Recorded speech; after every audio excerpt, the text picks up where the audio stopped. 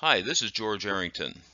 This presentation will be the famous loop-the-loop problem that some may have experienced on amusement park rides where a roller coaster goes around a vertical loop. What we want to look at in this presentation is how that works from a physics standpoint.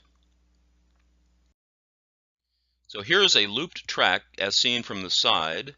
It's a vertical circular loop. And we have a ball that we're going to project in this direction at some particular speed, and we're going to, for this problem, ignore friction and wind resistance, air resistance, and also the rotational inertia of the ball. So the ball is projected down the track,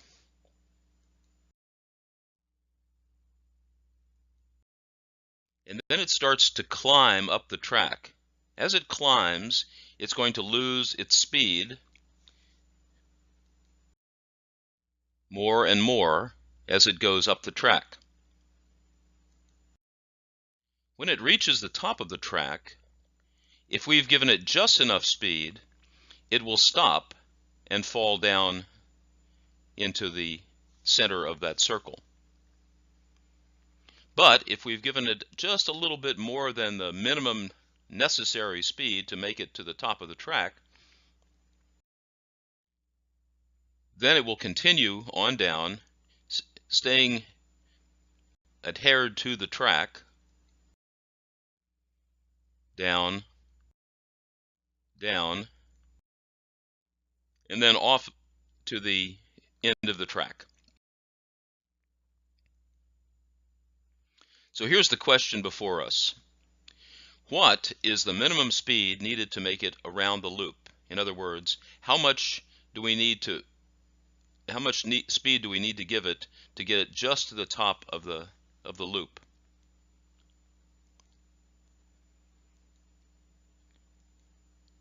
We're going to call that v for velocity. Now, let's make some assumptions. The first assumption is at the top of the loop, the ball will just be barely touching the track and will be moving just a little bit to the left, like this.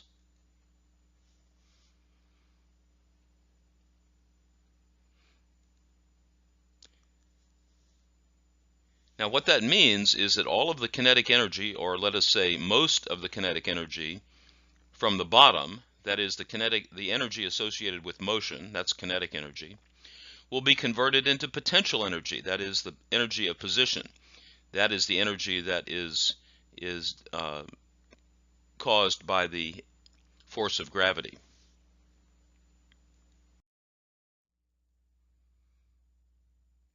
And as I said earlier, there are no frictional forces involved in this problem. So what is the conservation of energy?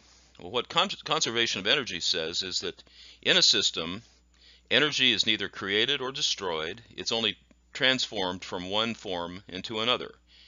You can think of this as sunlight being converted into heat, or wave energy being transformed into motion to turn a turbine, which is then converted into electricity, and so forth.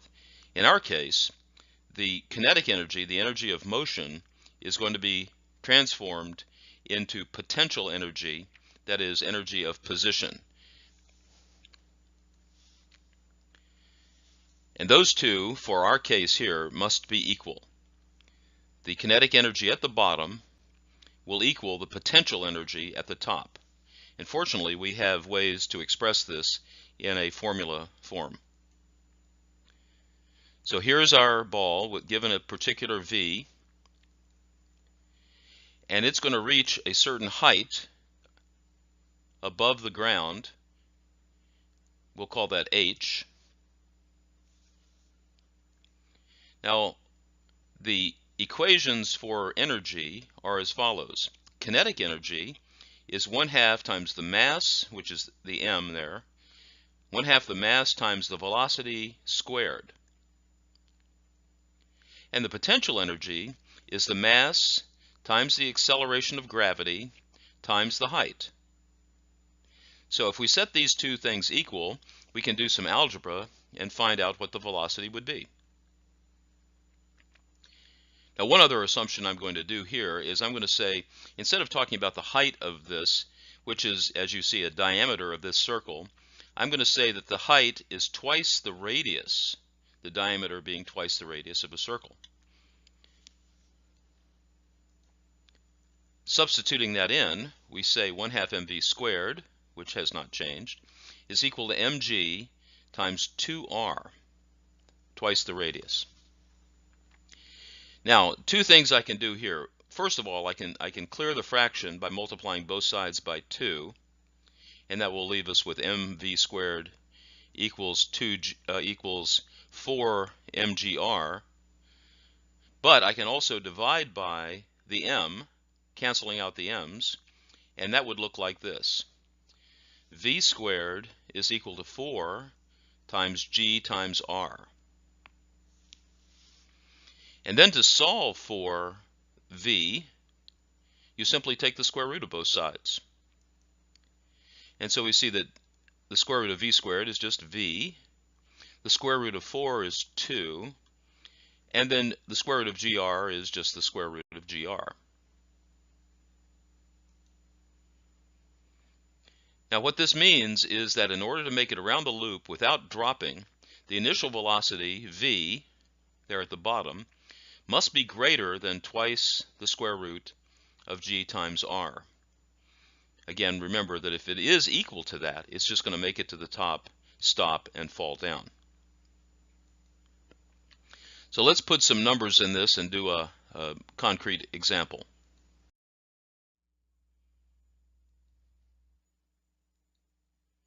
Let's suppose that the radius of this circle is 8 meters. That's about 25 feet or so. The minimum velocity is given by our equation. Substituting in, we say that v is equal to 2 times the square root of 9.8. Now 9.8 is the acceleration of gravity, 9.8 meters per second squared, times 8 meters. So inside, we're going to get units of meters squared per second squared. And when you take the square root of that, it will be meters per second. And when we do all of the calculation, this is approximately equal to 17.7 meters per second. So for this problem, if we start at the bottom with a velocity equal to 17.7 meters per second, it will just make it to the top and then fall down. In order to make it around the loop, the velocity must be greater than that value. It's interesting to note that this minimum initial velocity is not dependent on the mass of the object. So that what that means is that you could do the same problem with a little ball bearing, or you could do it with a bowling ball, or you could do it with a car, as long as you had the same radius and the same initial velocity. Again, you'd have to assume frictionless surfaces and all of those things. Now let's look at another possibility here.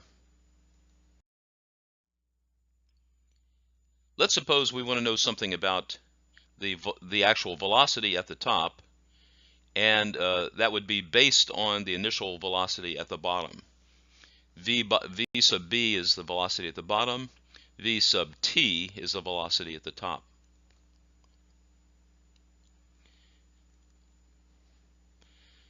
In other words, what we're going to do is we're going to say, let's fire this thing in at something greater than the minimum velocity that we calculated previously. What will be the speed at the top? What that means is there's going to be some residual kinetic energy at the top of the loop. That kinetic energy will then be seen as some velocity of the ball around the loop. To say this, we say that the total energy at the beginning is equal to the total energy at any point, and in this case at the top of the loop. So the kinetic energy at the bottom is equal to the potential energy at the top plus any residual kinetic energy at the top. Plugging in with our formulas that we saw previously, 1/2 mv sub b squared, that's the kinetic energy at the bottom, is equal to mgh, that's the potential energy at the top, plus any kinetic energy at the top. So that would be 1/2 mv sub t squared. Like before, we'll plug in that h is 2r and multiply by 2 to clear the fractions, and also divide by m. So I've done 3 steps there. I've substituted for h, I've multiplied by 2, and I've divided by m to get rid of m, because m is a factor in all 3 terms. Now this step, I'm doing a little bit of algebra. What I'm doing is I'm solving for v sub t squared by subtracting 4gr from both sides. And then I turned it around so that the v sub t is on the left side.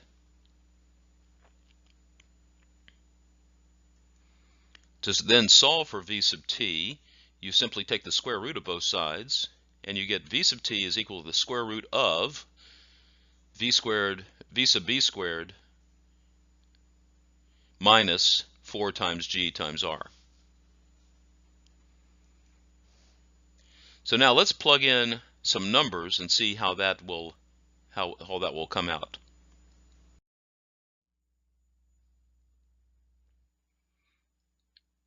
Let's assume again that the radius of this vertical loop is 8 meters.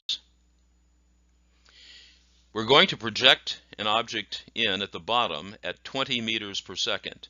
Now we remember that for this example, the minimum was 17.7. So we're going to give it a little extra push.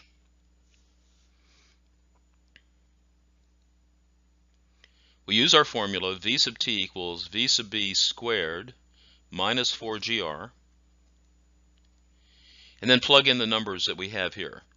Well, 20 squared minus 4 times 9.8 times 8, that gives us 400 minus 313.6, which is 86.4.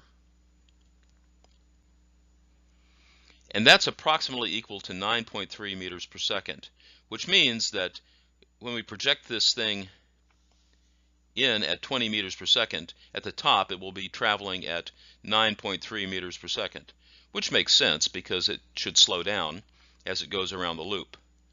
But what's good about that is that it will continue to go around the loop and not fall down.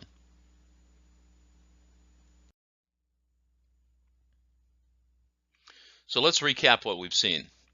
First of all, we have to solve such problems, we have to use the conservation of energy. A lot of physics problems are solved by using the conservation of energy principle. Kinetic energy is almost completely transformed into potential energy.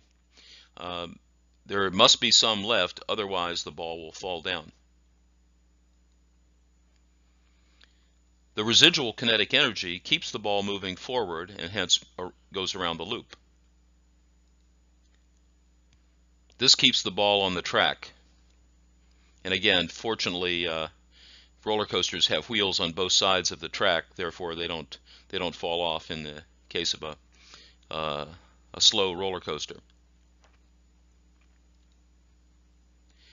And the initial velocity is really the only factor, again, if we ignore friction and air resistance, the initial velocity is really the only factor that is involved in this problem. The mass of the object does not play a part at all. So some residual kinetic energy must exist in order to make it around the loop.